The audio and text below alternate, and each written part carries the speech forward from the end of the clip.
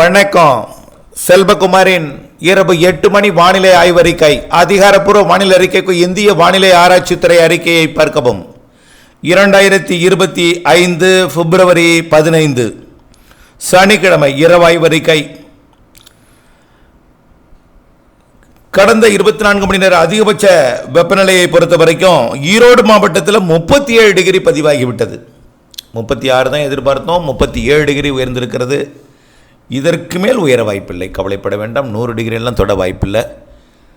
கண்டிப்பாக 24ஆம் தேதிக்கு பிறகு குறையும் வெப்பம், மேகமூட்டங்கள் வரும், புழுக்கம் இருக்கும், ஆனால் சூடு இருக்காது. கண்டிப்பாக அது எல்லாமே மாற்றம் அடையும். ஒரு சில நாட்கள் மட்டுமே இந்த வெப்ப உயர்வு. இப்படி அதிகபட்ச வெப்பநிலை 37 டிகிரி உயர்ந்தாலும், ஆனால் குறைந்தபட்ச வெப்பநிலை அதே ஊரில் 15 டிகிரியாக குறைந்திருக்கிறது. ஆக 22 டிகிரி குறைந்தபட்ச வெப்பநிலைக்கும் அதிகபட்ச வெப்பநிலைக்கும் உள்ள வேறுபாடு. ஒரே ஊரில் கரூர் பரமத்தியில் 15, ஈரோடு 15.5. ஆக 15, 16க்குள்ளே தான் இருக்குது குறைந்தபட்ச வெப்பநிலை. அதிகபட்ச வெப்பநிலை மட்டும் 37 இருக்குது. காரணம் உயரழுத்தத்தோட தாக்கம். இதில் மூடு பனிப்பொழிவு இன்றைக்கு மேற்கு மாவட்டங்களில் இருந்திருக்கும். பாலக்காடு கணவாயில் மூடு பனி இருந்திருக்கும். இந்நாளையும் இப்படித்தான் தமிழ்நாடு முழுவதும் இந்த மூடு பனி, பனிப்பொழிவு, இரவு நேர குளிர், அதிகாலை நேர மூடு பனி குளிர், பகலில் வெப்ப உயர்வு எல்லாமே இருக்கும். ஆக கண்டிப்பாக காற்று சுழற்சியானது நிலநடுக்கோட்டுக்கு தெற்கே இருக்கக்கூடிய நிகழ்வு விலகியதும் விடுபட்டு தென்சினக்கடல் நிகழ்வோடு இணைந்து தெற்கு அந்தமான் வழி 24ஆம் தேதியிலிருந்து புறப்பட்டு 25 மாத இறுதி நாட்கள், 28 தான் இந்த மாத இறுதி நாள், 28 மற்றும் மார்ச் 1, 2, 3, 4 தேதி 5 தேதி வரைக்குமே அந்த காற்று சுழற்சியெல்லாம் முதல் வாரம் முழுவதுமே இலங்கையை ஒட்டித்தான் நீடிக்கும். ஆக மழைப்பொழிவு திடீரென்று உடனடியாக வேகமாக வந்து கொடுத்துடாது, ரொம்ப போராடி வரும். ஆனால் கண்டிப்பாக மாத இறுதி நாட்கள் மார்ச் முதல் வாரத்தில் இருக்குது. 24ஆம் தேதியிலிருந்தே வெப்பம் குறைந்து புழுக்கம் நிலவும். அதே நேரத்தில் மேகம் சூழ்ந்த வானிலை, குழப்பம் எல்லாமே 24ஆம் தேதியிலிருந்து. இலங்கைக்கு 18ஆம் தேதியிலிருந்தே குழப்பம்தான். தென்னிலங்கைக்கு, வட இலங்கையை பொறுத்த வரைக்கும் 22ஆம் தேதியிலிருந்து குழப்ப வானிலை. 23 கண்டிப்பாக. இலங்கையை பொறுத்த வரைக்கும் 25லிருந்தே தூறல் நனைக்க மழையெல்லாம் இருக்கும்.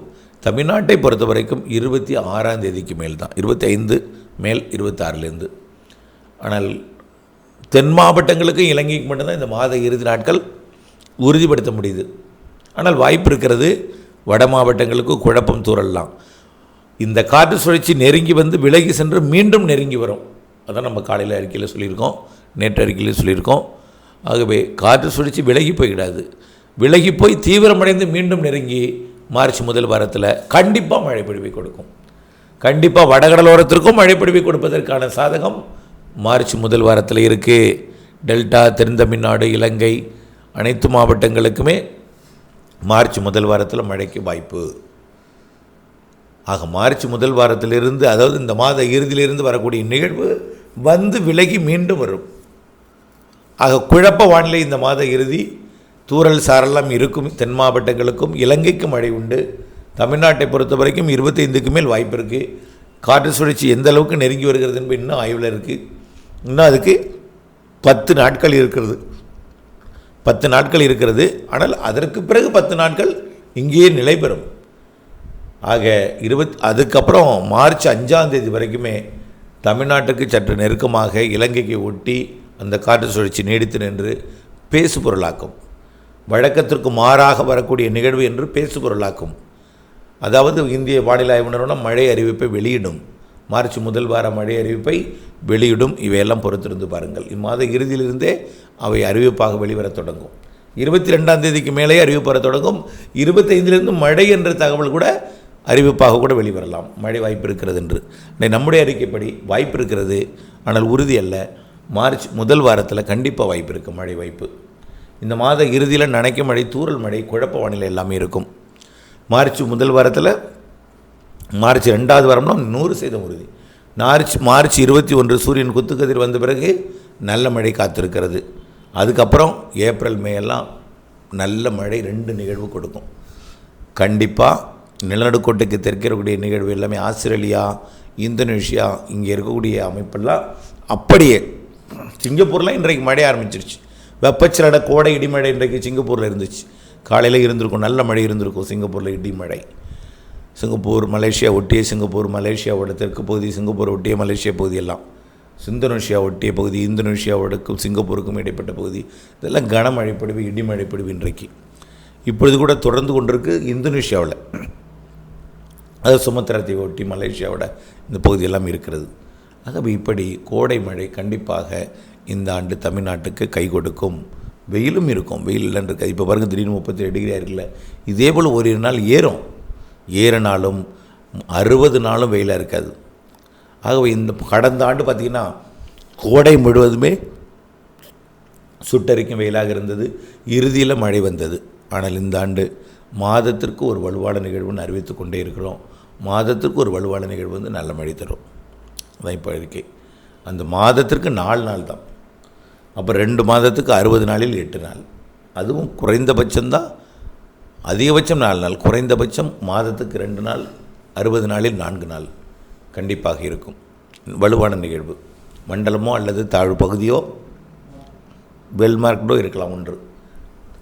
அடுத்தபடியாக அறுவடை விவசாயிகள் இந்த மாத இறுதி குழப்பத்தை கண்டு அச்சப்பட வேண்டாம். ஆனால் நிகழ்வு இருக்கிறது, அப்டேட்ஸுடன் இணைந்திருந்து எப்படிப்பட்ட மழைப்பொழிவை கொடுக்கும் என்பதை பார்க்க வேண்டும்.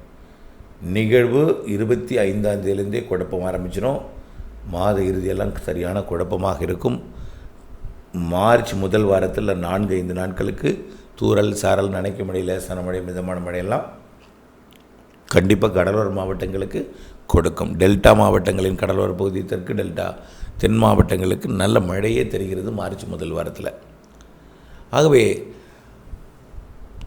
கோடை மழை இருக்கிறது என்பதை நினைவில் கொண்டு, மழைப்பொழிவு ஒதுக்கித்தான் பெய்யும் என்பதை நினைவு கொண்டு, நிகழ்வு எங்கே வரும், எங்கே இருக்காற்று இணைவு இருக்கும், எங்கே கனமழை பொழிவை கொடுக்கும் என்பதையெல்லாம் வரக்கூடிய நாட்களில் தான் அது அடுத்தடுத்த வாரங்களில், அடுத்த மாதங்களில் அறிவிக்கலாம். துல்லியம் என்பது படிப்படியாகத்தான் தெரிய வரும். ஆனால் நிகழ்வு இருக்குது. தமிழ்நாட்டிற்கு கூடுதல் கோடை மழை, சராசரி வெயில், இதுதான் இப்பொழுது ஆய்வறிக்கை. கூடுதல் கோடை மழை அது எந்த மாவட்டத்திற்கு கூடுதலாக அமையும் என்பதெல்லாம் அப்பொழுது தான் தெரியும். இப்பொழுதைக்கு அறுவடைக்கு இடையூறு கொடுக்கும் மழை இருக்கிறது. மார்ச்சில் மழை இருக்குது. ஏப்ரல், மே மாதத்திற்கு தலா ஒரு நிகழ்வு இருக்குது. கண்டிப்பாக முன்கூட்டியே தொடங்கும் தென்மேற்கு பருவமழையே தொடக்கமே அணைகளை நிரப்பும். ஏற்கனவே அணைகள் நிரப்பி இருக்கிறது. ஜூன், ஜூலையே அணைகளை நிரப்பிவிடும். தொடர்ச்சியாக குறுவை சாகுபடிக்கு முன்கூட்டியே தண்ணீர் திறக்க வாய்ப்பு ஏற்படும். இருவேறு பருவமழைகள் சராசரிக்கு கூடுதலாக தரும். இவையெல்லாம் நம்ம நீண்டகால அறிக்கையில் சொல்லிக்கொண்டே இருக்கிறோம்.